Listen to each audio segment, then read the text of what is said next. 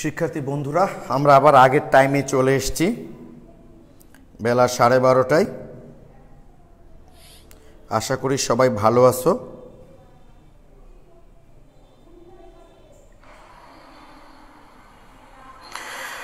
শিক্ষার্থী বন্ধুরা, আমরা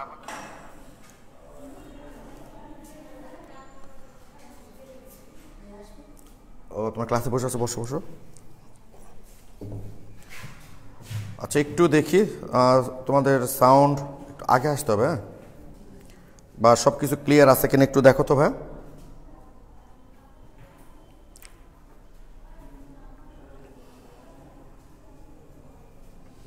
স্যার মোটামুটি 51, আমরা 100 স্টুডেন্ট পার হলে ক্লাসটা শুরু করব। সৌরভ হাসান, হোসেন সাদ জিসান, লীনা শিহাব, মেহজাবিন সরকার, প্রদীপ্ত সরকার, নাহিদ রেজা, পূর্ণিমা হক, তুবা। তোমরা যারা নামগুলো বলছি তারা রেগুলারই ক্লাস করো। আকিব, সৌরভ হাসান, সাভিয়া রায়হান, হাবিবুর রহমান, তামান্না খান, তুবা, তাইবা ইসলাম, তিলোত্তমা,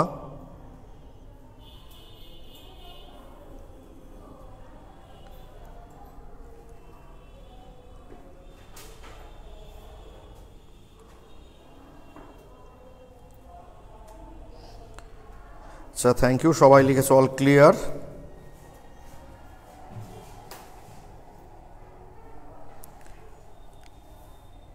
সাদিয়া রহমানা ফারিয়া, মুবাসসিরা জামিন রাইসা,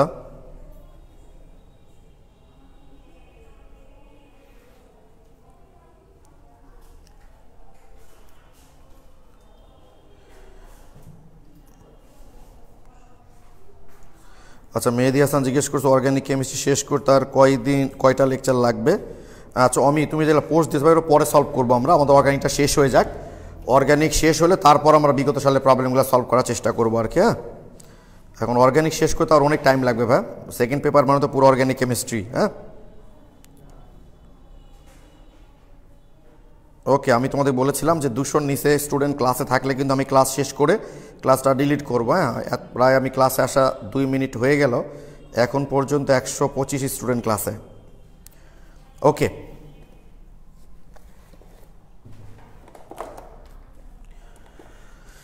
দেখো একটু তোমরা, আমরা এর আগে বিক্রিয়াটা কি তোমাদের মনে আছে?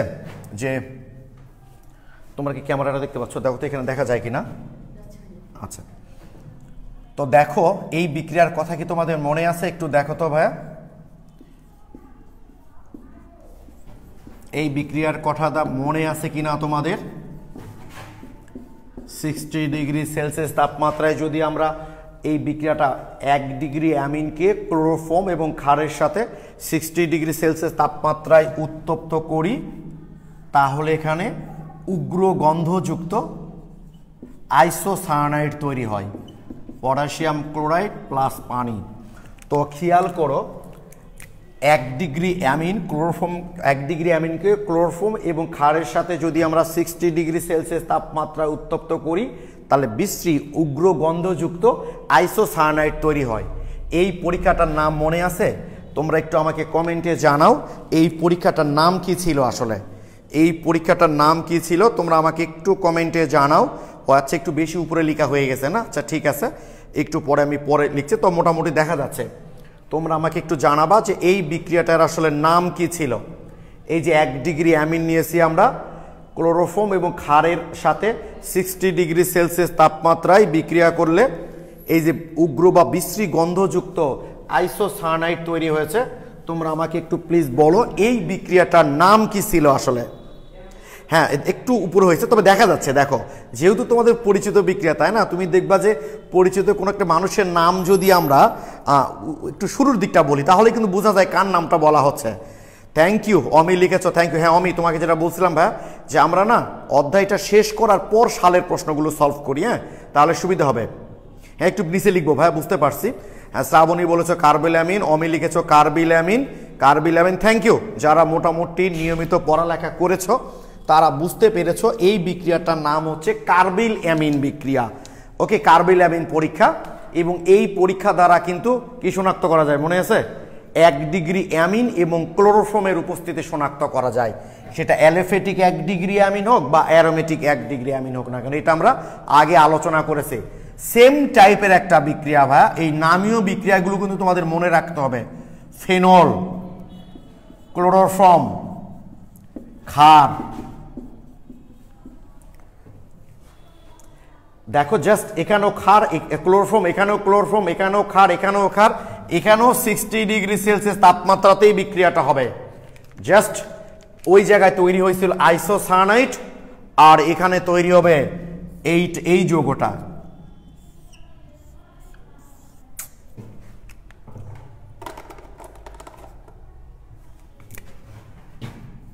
এই যে প্লাস পটাশিয়াম ক্লোরাইড প্লাস পানি, এই যৌগটার নাম হলো, এর বাণিজ্যিক নামে সে বেশি জনপ্রিয়, স্যালিসালডিহাইড। স্যালিসালডিহাইড, স্যালিসালডিহাইড। যদি ইউপ্যাক নাম বলি তাহলে 2 হাইড্রক্সি বেঞ্জালডিহাইড, 2 হাইড্রক্সি বেঞ্জিয়ালডিহাইড। তো দেখো ভাইয়া, এই যে স্যালিসালডিহাইড বা এর ইউপ্যাক নাম যদি আমরা বলতে চাই, স্যালিসালডিহাইড তো হলো বাণিজ্যিক নাম, আর ইউপ্যাক নামটা হচ্ছে 2 হাইড্রক্সি বেঞ্জিয়ালডিহাইড। উপরের বিক্রিয়াটা ছিল কার্বিলামিন বিক্রিয়া, আর নিচের বিক্রিয়াটার নাম হলো রাইমার টাইম্যান বিক্রিয়া। এই নামীয় বিক্রিয়াগুলো কিন্তু খুবই গুরুত্বপূর্ণ। রাইমার টাইম্যান বিক্রিয়া, রাইমার টাইম্যান বিক্রিয়া। অবশ্যই এই বিক্রিয়াগুলো ভাই তোমাদেরকে প্র্যাকটিস করে রাখতে হবে, জানা না থাকলে তোমরা পারবা না। এগুলো বিক্রিয়ার মেকানিজম আছে, কিন্তু একও মেকানিজম তোমরা মাথায় রাখতে পারবা না। যেগুলো মেকানিজম লাগবে না সেগুলো মেকানিজম শিখেও তো লাভ নাই, মাথায় তো রাখতে পারবে না। যদিও আমি জানি না যে তোমরা আগের মেকানিজমগুলো দেখেছো কিনা ভালোভাবে, তোমরা একটু খেয়াল করে দেখবা যে আমি মেকানিজম যতই ভালো বোঝো না কেন, যদি চর্চা না থাকে কোন ধাপের পর কোন ধাপ আসবে, যতই ভালো বোঝো না কেন মেকানিজম কিন্তু করতে পারবা না। তো এই কারণে এগুলোর মেকানিজম লাগবে না, মাথায় রাখবা যে ফেনল, ক্লোরোফর্ম এবং ক্ষারের সাথে 60 ডিগ্রি সেলসিয়াস তাপমাত্রায় বিক্রিয়া করে স্যালিসালডিহাইড উৎপন্ন করে। এই বিক্রিয়াটার নাম হচ্ছে রাইমার টাইম্যান বিক্রিয়া। দেখো তোমরা বললাম আমাকে যে 12:30টায় ক্লাস নিলে ভাইয়া উপস্থিতি ভালো থাকবে। আপনি কালকে দেখলাম যে 200-র মতো ক্লাস করছিলাম, 8:30টার সময় 8টায় যখন ক্লাস নিচ্ছিলাম, তো এখনকার উপস্থিতি অবস্থা আরও খারাপ, 161 জন। কোনো অসুবিধা নাই, ক্লাসটা তোমরা গুরুত্ব দিয়ে করো। আমি আজকে ক্লাসটা ডিলিট করে দেবো ক্লাস শেষ হলে, ওকে? তো যাক, প্লিজ দেখো, তোমরা প্রশ্ন আসতে পারে কিভাবে, দেখো এগুলো তো সাধারণত ব্রডে খুব কমই দেয়, এগুলো এমসিকিউ দেয়। বলতে পারে কার্বিলামিন পরীক্ষা নিচের কোন সংযুক্তিতে ঘটে?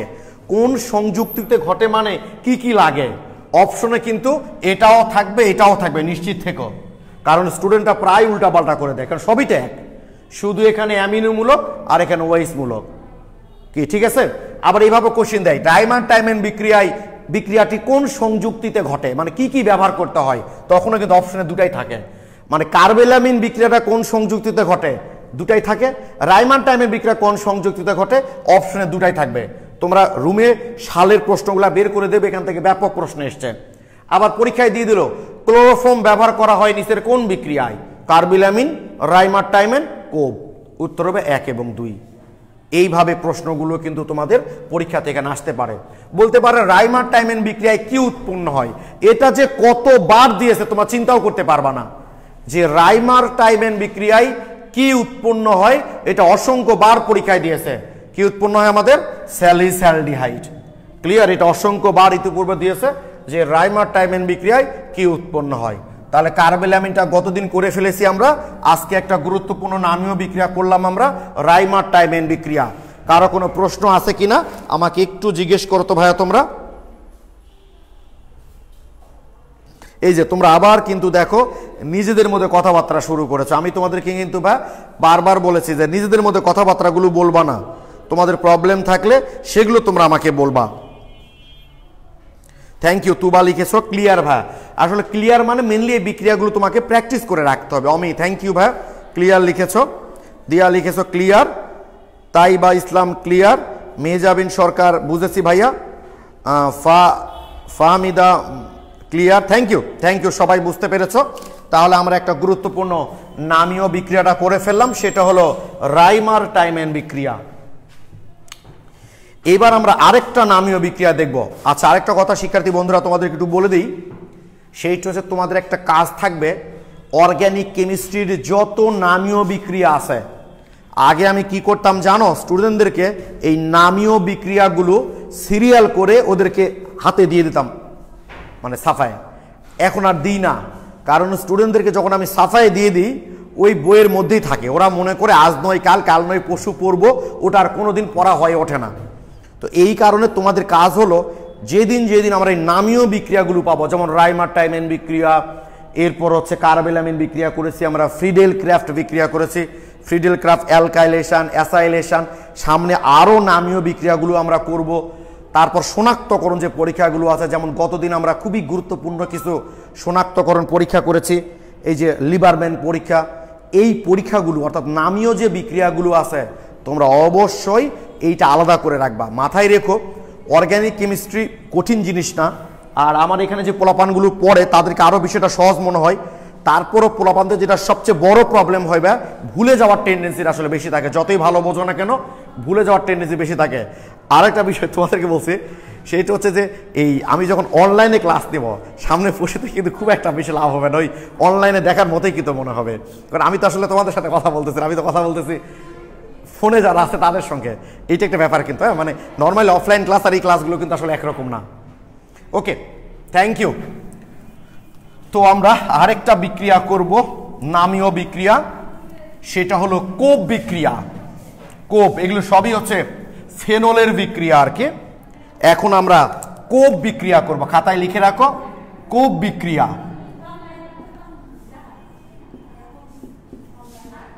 কোপ বিক্রিয়া, ওকে, কোপ বিক্রিয়া তোমাদের 225 নাম্বার পেজে বইয়ে পাবা তোমরা, এটা পেজ নাম্বার 225, সঙ্গে সঙ্গে দেখলে বোধহয় সুবিধা হয় তোমাদের। পেজ নাম্বার 225 আর কোশ্চিন নাম্বার হচ্ছে 131, কোশ্চিন নাম্বার হচ্ছে 131। এই বিক্রিয়াগুলো আছে যে নামীয় বিক্রিয়াগুলো আর কি। আমি কিন্তু আবারও তোমাদের মনে করে দিচ্ছি, যতটুকু পারছো তোমরা, যতটুকু অ্যাচিভ করতে পারো এই সময়টাতে কাজে লাগাও। পরে যে টাইমটা পাবো অফলাইনে, সেই টাইম কিন্তু সবার সমান হবে। এই টাইমটা যারা একটু এগিয়ে রাখলো তারা কিন্তু আলটিমেটলি এগিয়ে। ওকে, তো যাক, page number 225, question number 131 number solve করছি আমরা। কোপ বিক্রিয়া, এটাও ফেনলের একটা ইম্পর্টেন্ট বিক্রিয়া। ও আচ্ছা তুবা, কোপ সংশ্লেষণ যেটা বলি ভাইয়া, সেটা এটা না। কোপ সংশ্লেষণ করেছিলাম ওই যে ইউটিউবে ক্লাসগুলো বোধহয় দেওয়া আছে তোমাদের, ওটা হলো অ্যালকেন প্রস্তুতির একটা বিক্রিয়া, ওটা কোপ সংশ্লেষণ। আচ্ছা, তোমাদের বোধহয় সামনের দিন থেকে অমিলিক্স রুমে কেউ আসে, হ্যাঁ রুমে কেউ আসে আর কি। আচ্ছা শোনো, যেটা বলছিলাম সেটা হচ্ছে যে সামনের দিন থেকে জানি না আবার এই 12:30 ক্লাস না সম্ভব হবে কিনা। শুনলাম যে 10টা থেকে নিয়ে 1টা পর্যন্ত নেট অফ থাকবে। আমার এখানে অসুবিধা নাই, আমি তো তোমাদের এখানে ডাটা দিয়ে ক্লাস নিই, কিন্তু তোমরা তো অনেকেই ওয়াইফাই ক্লাসগুলো করো আর কি। দেখি পরিস্থিতি দেখে দরকার আমরা আবার সন্ধ্যার পর ক্লাসগুলো নিয়ে যাব আর কি। আমার তো কোনো আপত্তি নাই রে ভাই, আমি তো সারাদিনই ফ্রি। তোমাদের টাইমটা যখন এক্স্যাক্ট মনে হয় আমি তখনই তোমাদের ক্লাসগুলো দিই। তোমাদের আবার বহুত এক্সকিউজ আছে এখানে, যেমন 8টা 10-এ দিই। অনেকে জিজ্ঞেস করে 8টা 10-এ কেন, অনেকে মসজিদে গিয়ে ডাকে নামাজ পড়ে, নামাজ পড়তে গিয়ে 8টা 5 বেজে যায়, তখন বাধ্য হয় 8টা 10-এ ক্লাস দিতে হয়। আচ্ছা তোমাদের এত নেট প্রবলেম হয় কেন বলতো? আমি প্রত্যন্ত গ্রাম থেকে ক্লাস নিলাম, তখনও নেটের প্রবলেম হলো না। তো যাক, দেখো আমরা এখন শুরু করব কোপ বিক্রিয়া। ওকে, তো কোপ বিক্রিয়াটা কি দেখো, তোমরা দেখতো আগে আমি পড়িয়েছি ভাই ফেনল অম্লধর্মী, তাই না? ফেনল অম্লধর্মী, ফেনল অম্লধর্মী। তো কোপ বিক্রিয়ার হচ্ছে ফেনলকে যদি আমরা ক্ষারের সাথে বিক্রিয়া করাই, স্বভাবতই অ্যাসিড আর ক্ষার বিক্রিয়া করে কি তৈরি করবে? লবণ আর পানি। তো এই যে সোডিয়াম ফিনেট লবণ,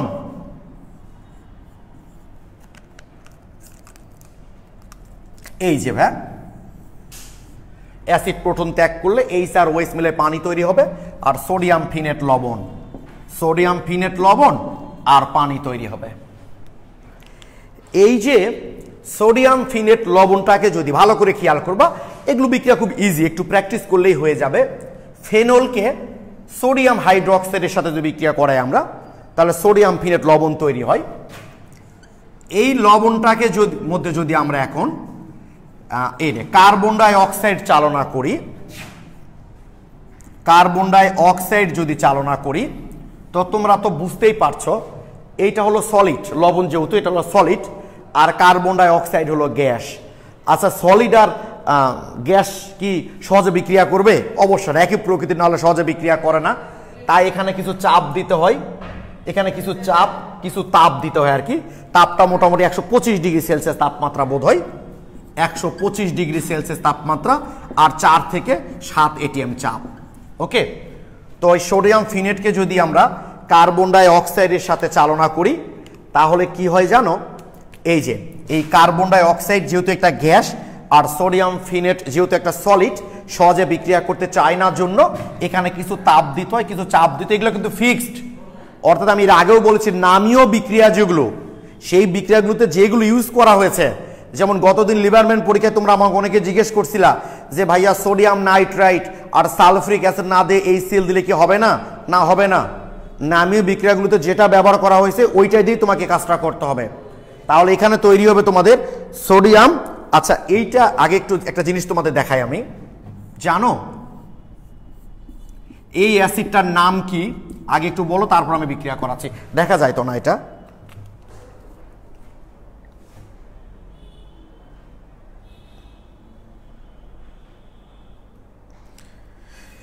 এইটার নাম কি একটু বলো তো তোমরা,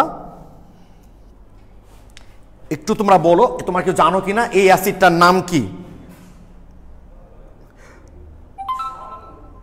হাসিফ রহমান লিখেছো ভাইয়া আমাদের গ্রাম এখনো আদর্শ হয়নি। আচ্ছা, গুড। এ যে অর্ণব লিখেছো স্যালিসাইলিক অ্যাসিড, অমি লিখেছো স্যালিসাইলিক অ্যাসিড, ফাহমিদ ফারহানা কি লিখছো? তাইলে ভাইয়া আগের বিক্রিয়াতে বইয়ে যে সোডিয়াম হাইড্রোক্সাইড দেওয়া আছে, সোডিয়াম হাইড্রোক্সাইড আর পটাশিয়াম হাইড্রোক্সাইডের সমস্যা নেই ভাই এখানে, ঠিক আছে? এখানে সমস্যা নাই ভাই। Thank you.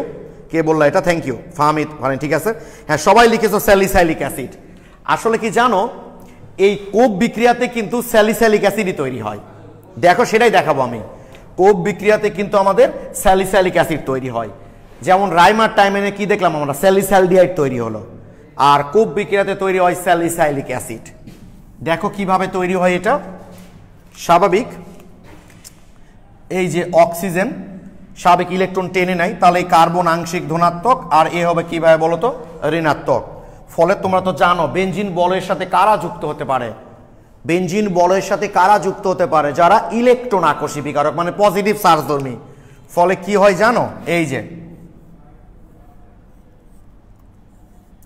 যে ভাইয়া, এই নেগেটিভ চার্জে চার্জিত হয়। তো মাথায় রাখবা তোমরা এটা, যখন এই সিটা যখন এখানে যুক্ত হয়, এই কার্বন পজিটিভ যখন এখানে যুক্ত হয়, তখন এখান থেকে হাইড্রোজেনটা কি হবে বলো তো? কি বের হয়ে যাবে? সেই হাইড্রোজেনটা এখানে ওয়ের সাথে যুক্ত হয়, আর সোডিয়াম এসে অক্সিজেনের সাথে যুক্ত হয়।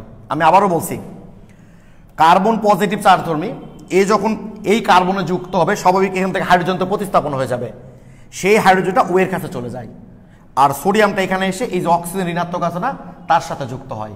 অর্থাৎ এটা তৈরি হবে OH, এই যেটা তৈরি হবে। সহজ কথা, এই এইচটা আসলে আমি তো একবারে তোমাদের দেখালাম, মেকানিজম যদি দেখতাম তাহলে ধাপে ধাপে এই ঘটনাটা ঘটতো, যে এইচটা চলে যাবে এখানে আর সোডিয়ামটা চলে আসলো এর কাছে। এটা নাম হচ্ছে সোডিয়াম স্যালিসাইলেট। Sodium salicylate. এইটুকু বুঝতে পেরেছো কিনা একটু বলো তো ভাই আমাকে? এইটার নাম হলো সোডিয়াম স্যালিসাইলেট। আবারও বলছি আমি, অক্সিজেনের ইলেকট্রোনেগেটিভিটি কার্বনের চেয়ে বেশি, স্বাভাবিক। তাহলে বন্ধন ইলেকট্রন অক্সিজেন কি করবে? তার দিকে টেনে নিয়ে যাবে, ফলে কার্বনটা কি হবে? পজিটিভ চার্জে চার্জিত। এই কার্বন যখন এই কার্বনের বেনজিন বলের সাথে যুক্ত হবে, এখান থেকে হাইড্রোজেনটা কি হবে? প্রতিস্থাপিত হয়ে যাবে, সেই হাইড্রোজেন ও এর সাথে যুক্ত হয়ে OH হয়ে গেল, আর ওই সোডিয়ামটা এসে এই অক্সিজেন নেগেটিভ ছিল তার সাথে যুক্ত হয়ে গেল, হয়ে তৈরি করলো সোডিয়াম স্যালিসাইলেট। থ্যাংক ইউ, সবাই লিখেছ ক্লিয়ার। আমি মোটামুটি তোমাদের বলেছিলাম না ভাই যে তোমাদের যারা ক্লাস করো মোটামুটি 100 স্টুডেন্টকে দেখি আমি যারা একদমই রেগুলার, যারা প্রত্যেকটা ক্লাস করো। আরেকটা বিষয়, তোমরা যখন ক্লাস করবা ফোনটা এভাবে ধরবা না, ফোনটাকে সবসময় রোটেট করে নিবা, ফোনটাকে রোটেট করে নিবা, তোমরা এইভাবে ধরবা, তাহলে হবে কি স্ক্রিনটা অনেক বড় দেখায়, তখন কিন্তু তোমার বোর্ড টোট সব তোমার কাছে মনে হবে, তোমার ক্লাস করতে সুবিধা হবে। আমি অনেককে দেখেছি তোমরা এইভাবে ক্লাস দেখো, এটা দেখবা না, তোমরা ক্লাসটা দেখবা এইভাবে। ওকে, থ্যাংক ইউ, তোমরা সবাই ঠিক লিখেছো। এইবার খুব সহজ কাজ ভাই, এই সোডিয়াম স্যালিসাইলেটকে যদি আমরা অম্লীয় আর্দ্র বিশ্লেষণ করি, এই যে এই সিলড্রাম অম্লীয় আর্দ্র বিশ্লেষণ করা হয়, তাহলে অ্যাসিড থেকে একটা প্রোটন এখানে চলে আসে। কি বললাম, অ্যাসিড থেকে প্রোটন এখানে চলে আসে, এসে যে এটা তৈরি করবে। এখানে দেখা যাবে বোধহয় না, হ্যাঁ দেখা যাবে, এটা OH এই যে, আর সোডিয়াম আর ক্লোরিন মিলে সোডিয়াম ক্লোরাইড, এই হলো স্যালিসাইলিক অ্যাসিড। এই বিক্রিয়াটার নামই হচ্ছে আবিষ্কারকের নাম অনুসারে কোপ বিক্রিয়া। যখন তোমাদের শুধু কোপ বিক্রিয়া বলবে তখন এই বিক্রিয়া বুঝবা, আর যখন কোপ সংশ্লেষণ বলবে তখন বুঝবো যে অ্যালকেন প্রস্তুতির যে বিক্রিয়া করেছিলাম ভাই আমরা, একটু খেয়াল রাখবা, ঠিক আছে?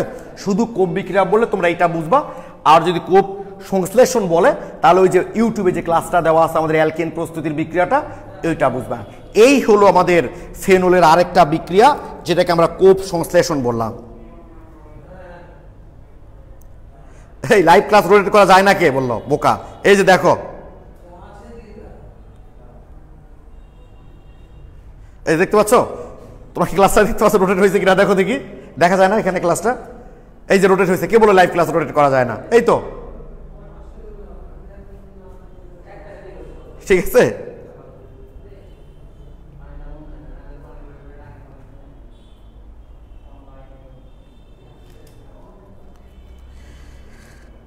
তোমাদের এই রোটেট মুড আছে দেখো তোমাদের ফোনে, পারি না তো ভাইয়া, ওটা অন করে দাও, তাহলে রোটেট হবে। আর রোটেট হয়ে গেলে স্ক্রিনটা অনেক বড় দেখাবে, দেখতে সুবিধা হবে। আর যারা ল্যাপটপে ক্লাস করো তাদের ব্যাপারটা তো আলাদা, সেখান থেকে অনেক বড় দেখা যায়। ও ফার্স্ট ধাপ আরেকবার বলবেন ভাইয়া। ও ফার্স্ট ধাপটা খুব সহজ, তালাবিন কবির তাসিব। ফার্স্ট ধাপটা খুব সহজ ভাই। প্রথমে ফেনল ক্ষারের সাথে বিক্রিয়া করে, আমরা তো এর আগে পড়েছি ভাইয়া ফেনল অম্লধর্মী, তাহলে ফেনল অ্যাসিড, এটা হলো ক্ষার। অ্যাসিড আর ক্ষার বিক্রিয়া করে কি তৈরি করে? লবণ আর পানি। এই যে সোডিয়াম ফিনেট বা সোডিয়াম ফিনঅক্সাইড যাই বলো না কেন, লবণ আর পানি তৈরি হলো। এইটাকে আমরা কার্বন ডাই অক্সাইডের সাথে বিক্রিয়া করানো হয়। তো যেহেতু এটা সলিড আর এটা গ্যাস, সলিড আর গ্যাস তো আসলে সহজে বিক্রিয়া করতে চায় না, তাই কিছু তাপমাত্রা কিছু চাপ দিতে হয়, দিলে এখানে সোডিয়াম স্যালিসাইলেট তৈরি হলো। কিভাবে হলো সেটা তো তোমাদের আমি দেখালাম এই ক্লাসে। এরপর এটাকে অম্লীয় আর্দ্র বিশ্লেষণ করলেই সোডিয়ামটা প্রতিস্থাপিত হয়ে চলে আসে, প্রোটনটা চলে যায়, গিয়ে স্যালিসাইলিক অ্যাসিড তৈরি করলো আর সোডিয়াম ক্লোরাইড তৈরি হলো এখানে। এভাবেই কোপ বিক্রিয়া দ্বারা আমরা স্যালিসাইলিক অ্যাসিড তৈরি করতে পারি।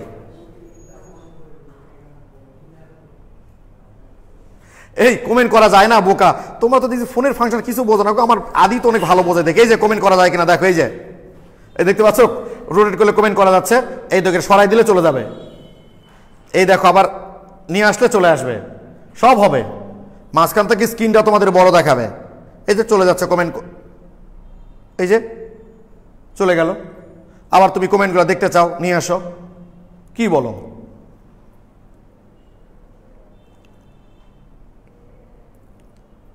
হ্যাঁ তালাবিন তাসি, বুঝতে পেরেছি লিখছো, থ্যাংক ইউ ভাইয়া, থ্যাংক ইউ।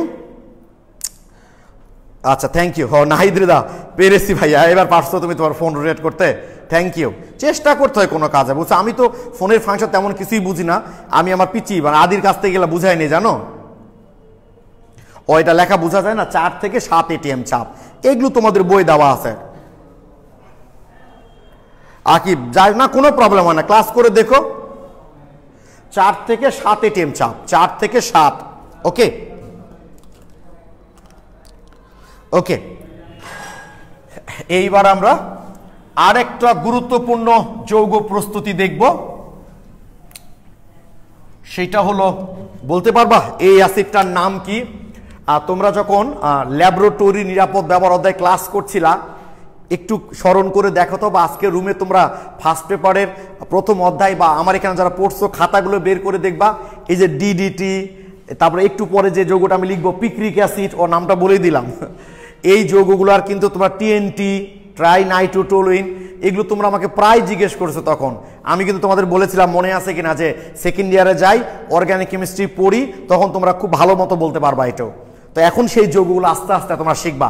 এখন যেমন আমরা পিক্রিক অ্যাসিড সম্পর্কে জানবো। পিক্রিক অ্যাসিড, এই যে পিক্রিক অ্যাসিড সংকেতটা খুব গুরুত্বপূর্ণ। পিক্রিক অ্যাসিড, পিক্রিক অ্যাসিড বুঝছো, এটার নাম হচ্ছে পিক্রিক অ্যাসিড। যদি তুমি রাসায়নিক নাম বলতে চাও তাহলে খুবই সহজ। এটা 1 নাম্বার কার্বন, 2, 3, 4, 5, 6, অর্থাৎ 2, 4, 6 ট্রাই নাইট্রোফেনল। এই পিক্রিক অ্যাসিড হলো বাণিজ্যিক নাম। পিক্রিক অ্যাসিডটা হলো বাণিজ্যিক নাম, আর ইউপ্যাক নামটা হলো 2,4,6 ট্রাইনাইট্রোফেনল। ওকে, তাহলে তোমরা বলতে পারবে না ভাইয়া, বলো তো এইটার নাম তাহলে কি হবে? এটার প্রস্তুতি এখন অবশ্য আমরা করিনি, এটা করিনি, পরে করব। জাস্ট যেহেতু সংকেতের মিল আছে তাই একসঙ্গে লিখে দিলাম। এইটার নাম কি হবে বলো দেখি? তাহলে একই ঘটনা, 1, 2, 3, 4, 5, 6 একই ঘটনা। 2,4,6 ট্রাইনাইট্রোফেনল বলেছিলাম, আর এখানে তাহলে কি বলবা? 2,4,6 ট্রাইনাইট্রোটোলুইন। এটাই কিন্তু সেই বিখ্যাত টিএনটি, যেটা বিস্ফোরক পদার্থ। তোমাদের এমসিকিউ ছিল দেখবে ল্যাবরেটরি অধ্যায় অপশনে, তখন তোমরা অনেকেই বুঝতে পারছিলে না। তখন আমি কিন্তু বলেছিলাম যে আপাতত মনে রাখো, যখন অর্গানিক কেমিস্ট্রি পড়বা তখন বুঝতে পারবা। এটাই সেই বিখ্যাত যৌগ টিএনটি। এটাকে কিন্তু অনেক সময় টিএনপিও বলা হয়, জানো, ট্রাইনাইট্রোফেনল ওইটাকে। আর এটা হচ্ছে টিএনটি, ট্রাইনাইট্রোটোলুইন। তো এটা অবশ্যই আজকে আমরা করব না, এটা আমরা পরে করব। ওকে,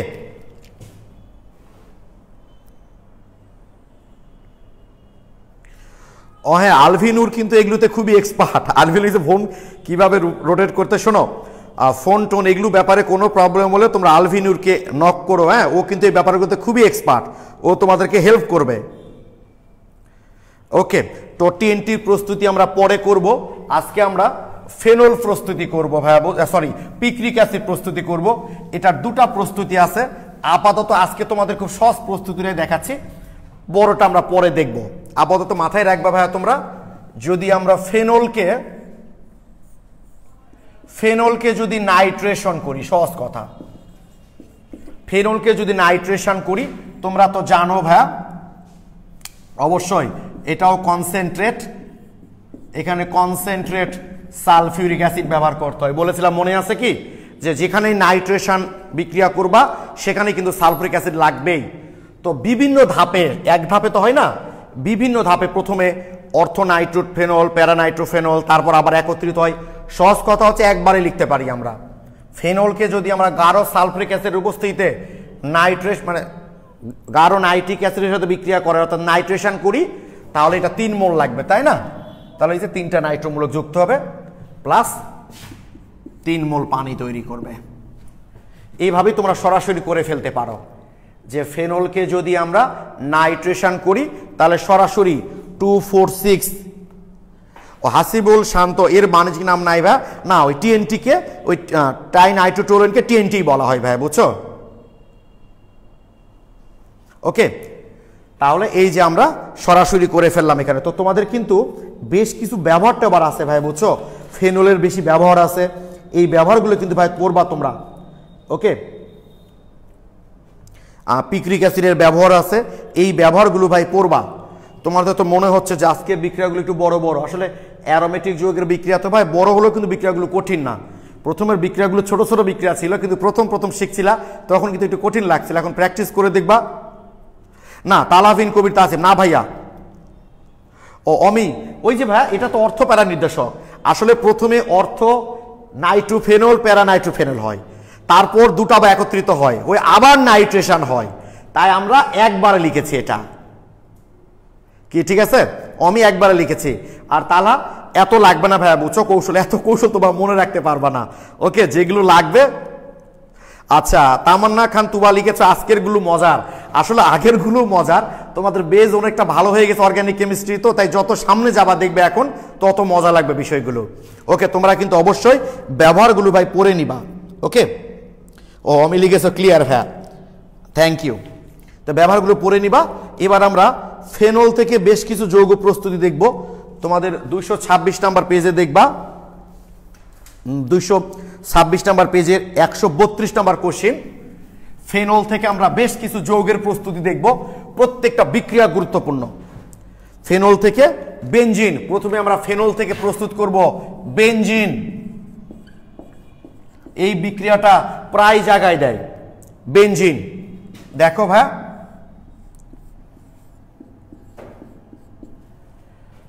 ফেনলকে যদি আমরা জিঙ্কের সাথে পাতন করি, উত্তপ্ত করি, এই বিক্রিয়া প্রায় পূর্ণ করতে দেয়। দেখবা এই যে এটুকু মিলে জিঙ্ক অক্সাইড হয়ে যায়, আর হাইড্রোজেনটা এসে এটা বেনজিন হয়ে গেল। এই যে benzene plus zinc oxide.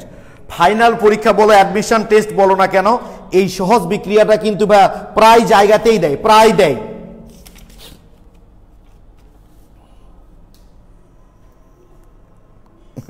Shrabani লিখেছে অনেকগুলো পড়া হয়ে গেছে ভাই।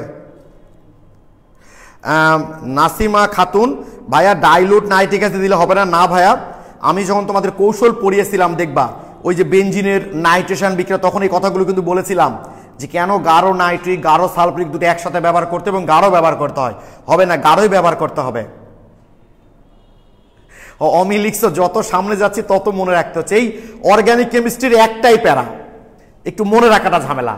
যদি একবার খেলে মাথায় গেঁথে নাও না, বারবার বারবার যদি প্র্যাকটিস করো দেখবা হয়ে যাবে। আলবিনু লিখেছো কথা সত্য, জাস্ট একটু বেশি বেশি প্র্যাকটিস করো ভাই, দেখো অর্গানিক কেমিস্ট্রি তোমার খুব ভালো লাগবে। আচ্ছা, আমি কিন্তু অনার্স পর্যন্ত তো সবই পড়তে হয়, মাস্টার্সে কিন্তু আমি ইনঅর্গানিকের স্টুডেন্ট ছিলাম, বাট আমি তোমাদের যতটুকু অর্গানিক কেমিস্ট্রি পড়াই, কেমনে পড়াই আসলে, আমি তো মাস্টার্সে অর্গানিক কেমিস্ট্রি পড়ি নাই। আসলে কি তুমি যদি বারবার প্র্যাকটিস করো এক সময় এত ভালো লাগবে অর্গানিক কেমিস্ট্রি। যেমন আমি তোমার অর্গানিক কেমিস্ট্রি ক্লাস নিতে গেলে কিন্তু আমাকে খুব একটা প্রস্তুতি নিয়ে আসতে হয় না, যেটা কিনা আমি নিজে মাস্টার্সে কিন্তু ইনঅর্গানিকের স্টুডেন্ট ছিলাম, সেটা পড়া থেকে আমাকে প্রস্তুতি নিতে হয়। ওকে, তো অর্গানিক কেমিস্ট্রি তোমরা একটু বেশি বেশি প্র্যাকটিস করো ভাই। আচ্ছা, অবন্তিকা লিখেছো ভাইয়া ক্লাসটা এনজয় করছে, আচ্ছা থ্যাংক ইউ। তো যেটা বলছিলাম যে একটু বেশি বেশি জাস্ট লিখবা, সহজ কথা হচ্ছে পড়ার চেয়েও বেশি বেশি লিখবো অর্গানিক কেমিস্ট্রি, দেখবো অর্গানিক কেমিস্ট্রি তোমাকে হতাশ করবে না। ওকে, ভালো লাগবে, হতাশ তো করবে না, বরং ভালো লাগবে। ওকে, তাহলে বেনজিন পড়লাম আমরা। এবার মিথক্সি বেনজিন বা অ্যানিসল প্রস্তুত করব আমরা। মিথক্সি বেনজিন, এই মিথক্সি বেনজিনের বাণিজ্যিক নামটা হচ্ছে অ্যানিসল। রোটেটটা আমি একটু অফ করি।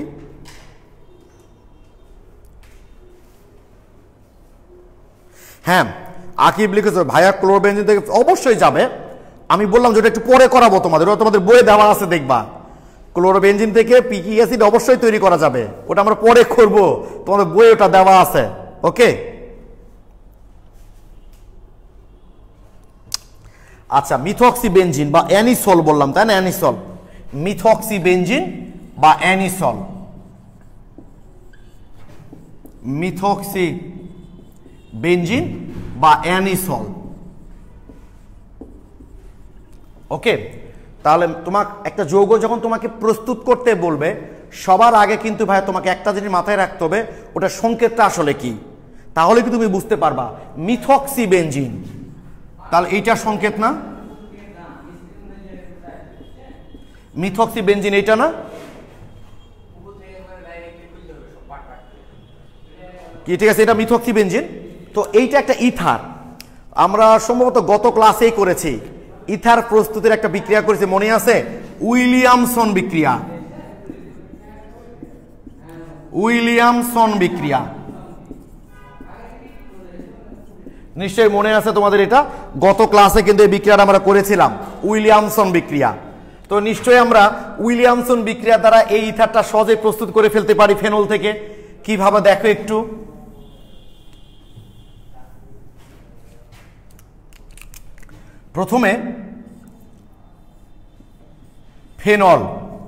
প্রথমে ফেনলকে আমরা ক্ষারের সাথে বিক্রিয়া করালাম। তো ফেনলকে যদি আমরা ক্ষারের সাথে বিক্রিয়া করাই, স্বাভাবিক একটু আগেই তোমরা দেখলা ফেনল অম্লধর্মী, সেই প্রোটন ত্যাগ করবে, আর ক্ষার তো ওএইচ ত্যাগ করবে, ওএইচ আর এইচ মিলে পানি তৈরি করবে, আর এখানে তৈরি হবে সোডিয়াম ফিনেট। সোডিয়াম ফিনেট প্লাস পানি। উইলিয়ামসন বিক্রিয়াটা আসলে কি? এবার এই ধাপটা কিন্তু উইলিয়ামসন বিক্রিয়া না, এবার যে ধাপটা আমি করব সেইটা কিন্তু উইলিয়ামসন বিক্রিয়া। অর্থাৎ এই যে দেখো, এবার এই সোডিয়াম ফিনেটকে যদি আমি সংকেত আরেকবার লিখি, অ্যানিসল বা মিথক্সি বেঞ্জিনের সংকেত কি বললাম এইটা, তার মানে আমার কোন মূলক লাগবে? মিথাইল মূলক লাগবে। আর উইলিয়ামসন বিক্রিয়া আমরা কাকে দেখেছিলাম? যে সোডিয়াম অ্যালকক্সাইড বা ফিনক্সাইড তার সাথে অ্যালকাইল হ্যালাইডের বিক্রিয়া। অ্যালকাইল হ্যালাইড মনে করে আই নিলাম, তাহলে আই নিলাম, এখানে কোন অ্যালকাইল গ্রুপটা নিতে হবে? কোন অ্যালকাইল গ্রুপটা নিতে হবে? মিথাইল নিতে হবে। মিথাইল। যদি বুঝে বুঝে না পড়ো বিষয়গুলো, আবার যেগুলো মনে রাখার মতো সেগুলো তো মনে রাখতেই হবে, আবার যেগুলো বোঝার মতো সেগুলো কিন্তু বুঝে রাখতে হবে, নাহলে কিন্তু ভুলে যাবা। যেমন আমরা মিথক্সি বেঞ্জিনের সংকেত দেখতে পাচ্ছি, এখানে মিথাইল গ্রুপ, তাহলে আমি এখানে মিথাইল আয়োডাইড নিব। হয়ে গেছে তো বিক্রিয়া আমাদের। এই সোডিয়াম আর আয়োডিন মিলে কি তৈরি করবে? সোডিয়াম আয়োডাইড, আর এটা চলে আসবে, এসে আমাদের হয়ে যাবে মিথক্সি বেঞ্জিন বা অ্যানিসল, যেটাকে বললাম আমরা।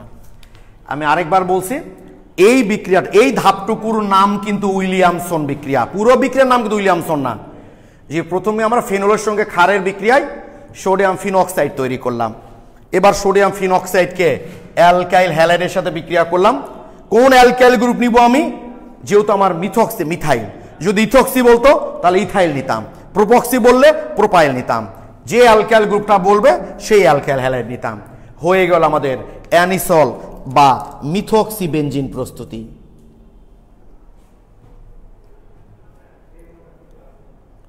এই তোমাদেরকে আমি যখনই হাতে নিয়েছি, ও আচ্ছা, ফাইম রেজ একটা ভালো কথা লিখেছ যে অনলাইন ক্লাসগুলোর অন্তত এই দিকটা পজিটিভ, যে জৈব যুগের ক্লাসগুলো পুনরায় দেখতে পারবো ভুলে গেলে। তো আমি একটা কাজ অবশ্য করবো, তোমাদের টেনশন নাই, যখন তোমাদের অফলাইন ক্লাস শুরু হবে তখন কিন্তু আমি আমার এই ক্যামেরাটা এখানে বসায় রাখবো আর কি। অর্থাৎ তখনও তোমাদের এই ক্লাসগুলো তোমাদের গ্রুপে রেকর্ড হতে থাকবে, অর্থাৎ ক্লাস করে গিয়ে রুমে ক্লাসে কি করলা সেটা আবার তোমরা দেখতে পাবা, টেনশন নাই। ওকে, থ্যাংক ইউ, সবাই লিখেছ, বুঝে গেছি। অমি ক্লিয়ার, থ্যাংক ইউ ভাই। Saiful clear, thank you. তাহলে আমাদের করে ফেললাম আমরা কোনটা? অ্যানিসল বা মিথক্সি বেঞ্জিন। যদি তোমাদের বইয়ে লেখা আছে প্যারাফেনল সালফোনিক অ্যাসিড, আমরা প্যারাও তৈরি করব, অর্থও তৈরি করব। দেখো একটু, তোমাদের বইয়ে কিন্তু লেখা আছে প্যারাফেনল সালফোনিক অ্যাসিড, তাই তো? আমি আগে বিক্রিয়া করি তারপর বলছি তোমাদের, এটা খুব গুরুত্বপূর্ণ। এই মজার ব্যাপার হলো মেডিকেলে সম্ভবত 2002-03 সেশন একটা চমৎকার এমসিকিউ এসছে এখান থেকে, সরি 7-8 বোধ হয়। আমি কোশ্চিনটা দেখাবো তোমাদের, টেনশন নাই, আগে বিক্রিয়াটা করে নিই। ফেনলকে যদি আমরা সালফোনেশন করি, সালফোনেশন মানে তো বোঝোই তোমরা, সালফিউরিক অ্যাসিডের সাথে বিক্রিয়া। তো ফেনলকে যদি আমরা সালফোনেশন করি, তোমরা তো জানোই যে ওএইচ মূলকটা অর্থপ্যারা নির্দেশক, তাহলে স্বাভাবিক এই যে SO3H এইটুকু কি হবে? একবার অর্থতে যুক্ত হবে, আর ওএইচ আর এ যখন এখানে যুক্ত হবে, এখান থেকে হাইড্রোজেনটা বের হয়ে যাবে, সেই এইচ মিলে কি হবে? পানি। একটা অর্থ পজিশন হবে, একটা হবে প্যারা পজিশনে, প্লাস 2 অণু পানি। ওকে, এই বিক্রিয়াটুকু লিখো, তারপর আমি একটা গুরুত্বপূর্ণ কথা বলবো তোমাদের।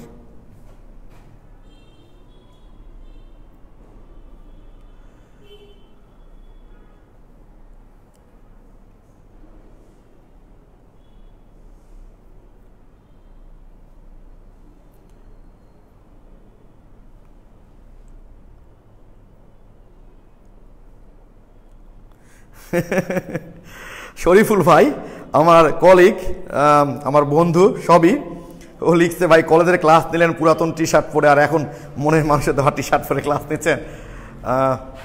এটা আমি আপনাকে সরাসরি বলবো শরীফুল ভাই, থ্যাংক ইউ, আপনি রেগুলার ক্লাস দেখেন। শরীফুল ইসলাম লিখেছে ভাই টি শার্ট কে উপহার দিয়েছে? এই টি শার্টটা আমার বেবি আদিত্য উপহার দিয়েছে ভাই, আদিত্যর দেওয়া।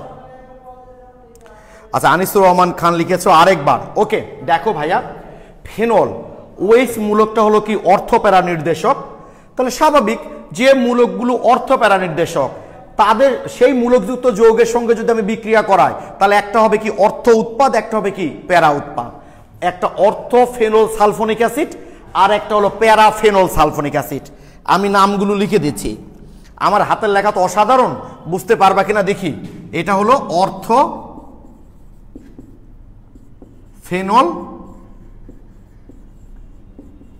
সালফোনিক অ্যাসিড, আর একটা হলো প্যারা ফেনল সালফোনিক অ্যাসিড। একটা হলো অর্থোফেনল সালফোনিক অ্যাসিড আর একটা হলো প্যারাফেনল সালফোনিক অ্যাসিড। রাফিদ রহমান তুমি আরেকবার বলছো ভাইয়া, বুঝতে পেরেছো কিনা দেখো তো। হাবিবুর রহমান, হাবিব তুমিও আরেকবার বলছো ভাইয়া। আনিস রহমানের বলেছো, আমি তো আরেকবার বললাম, এখন দেখো তো ভাইয়া বুঝতে পেরেছো কিনা। যে ফেনলের ওএইচ মূলকটা হলো অর্থপ্যারা নির্দেশক, তাই আমরা যদি এটাকে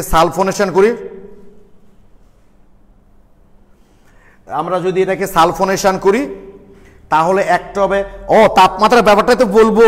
আচ্ছা হাসিব রহমান, থ্যাংক ইউ। কবিল শুভ, তুমি বহুদিন পর ক্লাসে আসলা। ওকে, আর তুমি কিন্তু ক্লাসে রেগুলার না থাকলে আমি তোমাকে গ্রুপ থেকে বের করে দিব, ঠিক আছে? শুভকে বলছি রেগুলার ক্লাস করতে হবে। আচ্ছা, মাহাতির মোহাম্মদ লিখেছো ভাই আপনার লেখা অতটা খারাপ না যতটা ভাই বলে থাকেন। আসলে কি, তোমরা হয়তো আমাকে ভালোবাসা শ্রদ্ধা করে যাই বলো না কেন, আমি আবার আমার একটা স্টুডেন্টের খাতা দেওয়ার সময় তার নামটা খাতার উপর লিখে দিয়েছিলাম। ও তো আর জানতো না আমি লিখছি। তো একদিন বলছে যে যখন তোমার হাতের লেখাটা কার, মানে ওর এতটা মেজাজ খারাপ হয়ে গেছে যে ওর নিজের হাতের লেখাটা যেহেতু অনেক সুন্দর। তো যাক, তাপমাত্রার ব্যাপারটা আমি একটু পরে বলবো ভাইয়া। হাসিব কে জিজ্ঞেস করছো দেখলাম, হাসিব রহমান, থ্যাংক ইউ। তাপমাত্রার ব্যাপারটা একটু পরে বলবো। তামান্না খান তুবা, একটা অর্থ আর একটা প্যারা, থ্যাংক ইউ।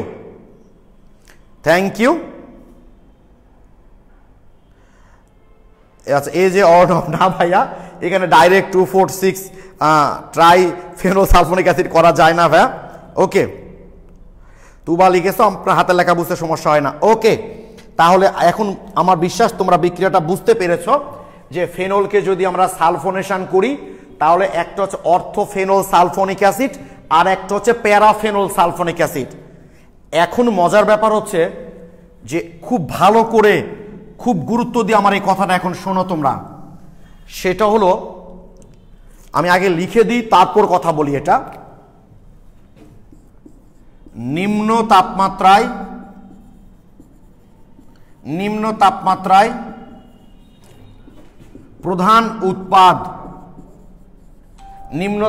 প্রধান উৎপাদ হলো অর্থ এবং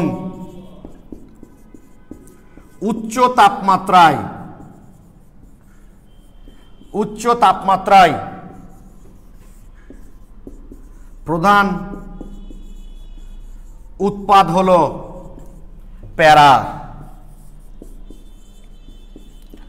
নিম্ন তাপমাত্রায় প্রধান উৎপাদ হলো অর্থ এবং উচ্চ তাপমাত্রায় প্রধান উৎপাদ হলো প্যারা। অর্থাৎ মাথায় থাকবে ভাইয়া, যখন এখানে 20 ডিগ্রি সেলসিয়াস তাপমাত্রা মনে করে দেওয়া আছে, মানে কক্ষ তাপমাত্রা, তখন এইটা হবে মেজর উৎপাদ, আর এটা হবে মাইনর উৎপাদ। অর্থাৎ এটা হবে প্রধান উৎপাদ। আর যখন এখানে 100 ডিগ্রি সেলসিয়াস তাপমাত্রা দেওয়া থাকবে তখন কোনটা প্রধান উৎপাদ হবে? প্যারাটা হবে প্রধান উৎপাদ। তাই যদি পরীক্ষায় বলে ফেনল থেকে প্যারাফেনল সালফোনিক অ্যাসিড তৈরি করো, তখন দুটাই লিখবা, ঠিক আছে, তাপমাত্রা দিবা 100 ডিগ্রি। আর যখন বলবো অর্থ, তখন দিবা কত বলতো? 20 ডিগ্রি। কারণ নিম্ন তাপমাত্রায় প্রধান উৎপাদ হচ্ছে অর্থ, উচ্চ তাপমাত্রায় প্রধান উৎপাদ হচ্ছে প্যারা। এখন মনে করো পরীক্ষার হলে গিয়ে ভুলে গেলাম যে নিম্ন তাপমাত্রার প্রধান উৎপাদ প্যারা পড়েছিলাম নাকি উচ্চ তাপমাত্রার প্রধান উৎপাদ প্যারা পড়েছিলাম। এটা ভুলে যাওয়াটা একদমই স্বাভাবিক ঘটনা। তাই কি করে মনে রাখবা? শোনো, অর্থ কাছের পজিশন না প্যারা কাছের পজিশন? কাছের পজিশন কোনটা? অর্থ কি? কাছের পজিশন। আর প্যারাটা কি? দূরের পজিশন। তাহলে কাছের পজিশনের সাথে কাছের তাপমাত্রা, দূরের পজিশনের সাথে দূরের তাপমাত্রা। আমার বিশ্বাস আর কখনো ভুল হবে না তোমাদের। তাহলে মাথায় রাখবা, কাছের পজিশন কোনটা? অর্থ, তাহলে কাছের তাপমাত্রা মানে কম তাপমাত্রা। দূরের পজিশন কোনটা? প্যারা, তার মানে দূরের ক্ষেত্রে দূরের তাপমাত্রা। তোমরা এখন আমাকে বলো এই কথাগুলো বুঝতে পেরেছো কিনা তোমরা? যদি ভুলে যাও, আমি বললাম নিম্ন তাপমাত্রায় প্রধান উৎপাদ হলো অর্থ এবং উচ্চ তাপমাত্রায় প্রধান উৎপাদ হলো প্যারা। তো সবসময় মাথায় রাখবা যে ভুলে গেলে যে অর্থ যেহেতু কাছের পজিশন, তাহলে কাছের পজিশনের সাথে কাছের তাপমাত্রা, দূরের পজিশনের সাথে কি? দূরের তাপমাত্রা। তাহলে আর ভুলটা হবে না তোমাদের।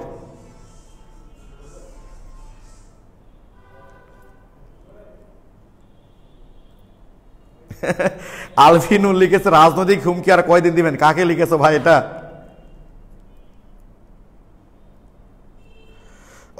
ওকে, সবাই লিখেছো, বুঝতে পেরেছি। এই কথাটা খুব গুরুত্বপূর্ণ।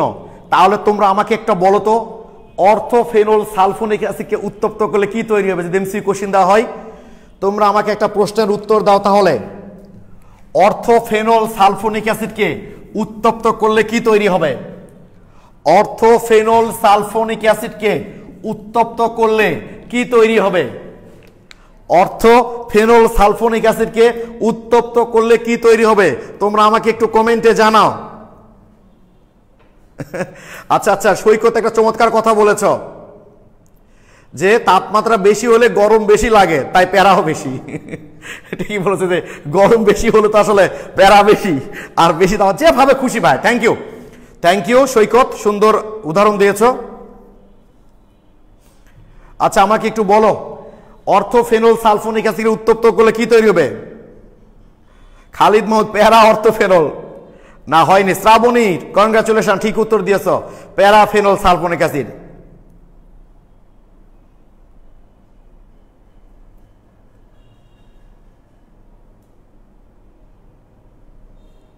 থ্যাংক ইউ, সবাই ঠিক লিখেছ। কারণ উচ্চ তাপমাত্রায় তো প্রধান উৎপাদ প্যারাই হচ্ছে। তাই অর্থোফেনল সালফোনিক অ্যাসিডকে যদি আমরা উত্তপ্ত করি ভাইয়া, তাহলে এখানে তৈরি হয়ে যাবে প্যারাফেনল সালফোনিক অ্যাসিড। তাহলে এখানে তৈরি হবে paraphenol sulfonic acid. Thank you. অনেক সময় এমসিকিউ এ এইভাবে প্রশ্ন দেওয়া হয় যে অর্থোফেনল সালফোনিক অ্যাসিডকে উত্তপ্ত করলে কি তৈরি হবে? Paraphenol sulfonic acid. আমি তোমাদের মেডিকেল অ্যাডমিশন টেস্টের অনেক জায়গায় এখান থেকে প্রশ্ন এসছে।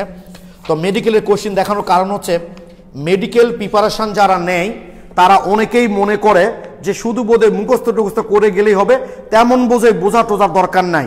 তাই আমি দেখাচ্ছি ভাই, মেডিকেলের প্রশ্ন দেখাচ্ছি, দেখো বুঝতে হয় কিনা, তোমাদের এখানে আছে কিনা। এই যে দেখছো, আমি বললাম না যে কার্বেলামিন পরীক্ষা কোন সংযুক্তিত হয়? 328 পেজের 91 নম্বর এমসিকিউটা দেখো তোমরা। 328 পেজের 91, 328 নাম্বার পেজের 91 নাম্বার কোশ্চেন।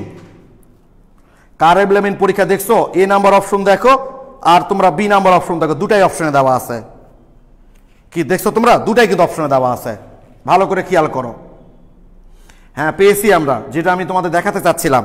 330 পেজের 109, পেজ নাম্বার 330, কোশ্চেন নম্বর হচ্ছে 109। এমসিকিউটা দেখো তো ভাইয়া তোমরা, নিচের কোন উক্তটি সত্য নয়? 330 নাম্বার পেজের 109 নাম্বার প্রশ্ন, বলেছে নিচের কোন উক্তিটি সত্য নয়? আচ্ছা, তুবা লিখতো ভাই সব বিক্রিয়া এমন না ভাইয়া, যখন যে বিক্রিয়া এই ধরনের কথা বলবো শুধু ওই ক্ষেত্রেই প্রযোজ্য। অর্গানিক কেমিস্ট্রি এমন একটা জিনিস জানো, উচ্চ তাপমাত্রা একরকম উৎপাদ, মাঝামাঝি তাপমাত্রা আরেক রকম উৎপাদ, নিম্ন তাপমাত্রা আরেক রকম উৎপাদ, খুবই প্যারার জিনিস। তাই যখন যেটা তোমাদের দেখানো হচ্ছে ওভাবে মনে রেখো, তাহলেই হবে। তোমরা কি পেয়েছো 330 নম্বর 109 নাম্বার, নিচের কোন উক্তিটি সত্য নয়? এ নাম্বার অপশন দেওয়া আছে, জারণ বিক্রিয়া দ্বারা 1 ডিগ্রি 2 ডিগ্রি এবং 3 ডিগ্রি অ্যালকোহলের মধ্যে পার্থক্য করা যায়। অবশ্যই যায়। 1 ডিগ্রি অ্যালকোহল জারিত হয়ে অ্যালডিহাইড তৈরি করে, 2 ডিগ্রি অ্যালকোহল জারিত হয়ে কিটোন তৈরি করে, 3 ডিগ্রি অ্যালকোহল জারিত হতে চায় না, তার মানে অবশ্যই এটা সত্য। বি নাম্বার কি বলেছে, গাঢ় সালফুরিক অ্যাসিডের সাথে ফেনল উচ্চ তাপমাত্রায় অর্থোফেনল সালফোনিক অ্যাসিড গঠন করে। এটাই মিথ্যা। উচ্চ তাপমাত্রায় তো অর্থ গঠন হয় না, উচ্চ তাপমাত্রায় কি হয়? প্যারা গঠন হয়। বাকি দুটো একটু দেখি। কক্ষ তাপমাত্রায় ও হ্যালোজেন বাহকের অনুপস্থিতিতে ফেনলের মধ্যে লাল বর্ণের পানি যোগ করলে 2,4,6 ট্রাইব্রোমোফেনল গঠন হয়। এটা সঠিক, এটা গত ক্লাসে করেছিলাম আমরা। ফেনল শনাক্তকরণের একটা বিক্রিয়া। আর অ্যালকোহলের অম্লধর্মিতা পানি অপেক্ষা কম, অবশ্যই এটাও সঠিক, এটা আমরা করেছিলাম। কিন্তু কতদিন মনে আছে যে সবচেয়ে অম্লধর্মী ছিল কে? ফেনল, তারপর পানি, তারপর অ্যালকোহল। তোমরা আগের ক্লাসগুলো দেখো, সেখানে আমি ব্যাখ্যা করেছিলাম যে কেন ফেনল বেশি অম্লধর্মী, তারপর কেন পানি, তারপর কেন অ্যালকোহল। আমরা দেখতে পাচ্ছি বি নাম্বারটা সত্য নয়। এটা মেডিকেল 6-7 সেশনের প্রশ্ন। তাহলে তোমরা খেয়াল করছো ভাই, এটা যারা মেডিকেল অ্যাডমিশন টেস্ট তোমরা দিবা ভবিষ্যতে চিন্তা করছো, তারা যদি মনে করো যে লাইন বাই লাইন মুখস্থ করে করে অ্যাডমিশন টেস্টে যাওয়া হবে, আসলে লাইন বাই লাইন মুখস্থ করে অ্যাডমিশন টেস্টে গেলে যে প্রশ্নগুলো দেয় ওগুলো সবাই অ্যান্সার করতে পারে, ওগুলোর উপর চান্স নির্ভর করে না। এই টাইপের বেসিক কিছু কোশ্চিন দেয়, এগুলোই আসলে পার্থক্য তৈরি করে দেয়। তাই প্রস্তুতি নিতে হলে কিন্তু ভাইয়া এখন থেকেই নিতে হবে। ওকে, তাহলে আমার মনে হয় অ্যালকোহল, ফেনল, ইথার এই টপিক্সটা আমাদের কমপ্লিট। 228 নম্বর পেজের উপর পর্যন্ত কমপ্লিট, মানে অ্যালকোহল, ফেনল, ইথার এটা কমপ্লিট হয়ে গেল আজকে। তো আমার মনে হয় অনলাইনে ক্লাস করছো তোমরা প্রায় 50 মিনিট 52 মিনিট হয়ে গেছে ক্লাস করার। আর নতুন টপিকস না শুরু করি, শুধু বলে দেই আগামী পর্বে আমরা কি শুরু করব। আগামী পর্বে আমরা শুরু করব কার্বনিল যৌগ। কার্বনিল যৌগ মানে বুঝতে পারছো, অ্যালডিহাইড কিটোন, অ্যালডিহাইড কিটোন। এবং অর্গানিক কেমিস্ট্রির যত বিক্রিয়া আছে সবচেয়ে গুরুত্বপূর্ণ বিক্রিয়া হচ্ছে এই যৌগগুলোর বিক্রিয়া। কার্বনিল যৌগকে বলা হয় জৈব রসায়নের মেরুদণ্ড। জৈব রসায়নের মেরুদণ্ড। অ্যালকোহল, ফেনল এবং ইথার টপিক্সটা শেষ করতে আমাদের যে কয়দিন লাগলো তার চেয়ে এটাতে টাইম কিন্তু বেশি লাগবে। মাথায় রাখবে আগামী ক্লাসে আমরা শুরু করব কার্বনিল যৌগ। সেটা কি? Aldehyde ketone. এই অ্যালডিহাইড কিটোনকে তো আমরা কার্বনিল যৌগ বলি, এবং কার্বনিল যৌগকে বলা হয় জৈব রসায়নের মেরুদণ্ড। বলবা কেন মেরুদণ্ড বলা হয়? কারণ বেশিরভাগ জৈব যৌগই প্রস্তুত করা যায় কার্বনিল যৌগ থেকে। ওকে, বেশিরভাগ জৈব যৌগ প্রস্তুত করা যায় কার্বনিল যৌগ থেকে। বেশিরভাগ জৈব যৌগ প্রস্তুত করা যায় কার্বনিল যৌগ থেকে। বেশিরভাগ জৈব যৌগ প্রস্তুত করা যায় কার্বনিল যৌগ থেকে। তাই কার্বনিল যৌগকে বলা হয় জৈব রসায়নের মেরুদণ্ড।